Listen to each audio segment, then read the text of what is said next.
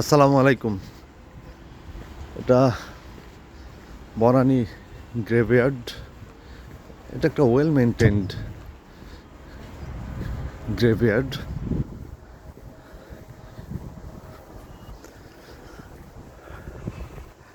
Greeneries আছে অনেক।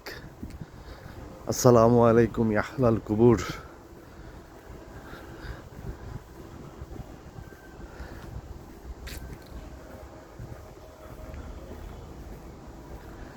এবং এই গ্রিনারিজ গাছপালাগুলো হচ্ছে এনভায়রনমেন্ট চেকিংয়ের জন্য কিছুটা হলেও সহযোগিতা করে। আরাফাত রহমান কোকর কবর দেখা যাচ্ছে, সাবেক প্রধানমন্ত্রী বেগম খালেদা জিয়ার কনিষ্ঠ পুত্র। জানি না রিসেন্টলি কেউ এসেছে কিনা এখানে।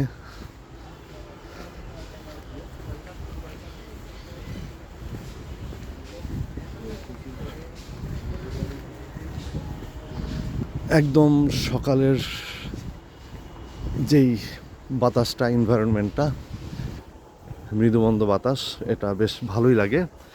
এইখানে দূরে যে অ্যাপার্টমেন্টগুলো দেখা যাচ্ছে, যে ফ্ল্যাটগুলো দেখা যাচ্ছে, এইখানে যারা থাকে তাদের মন মানসিকতা সবসময় একটু ডেফিনেটলি ভালো থাকে।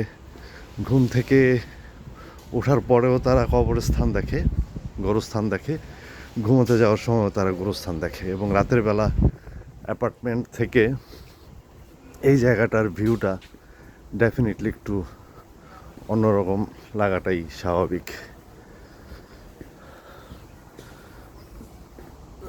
সো আজকের মতন টাটা।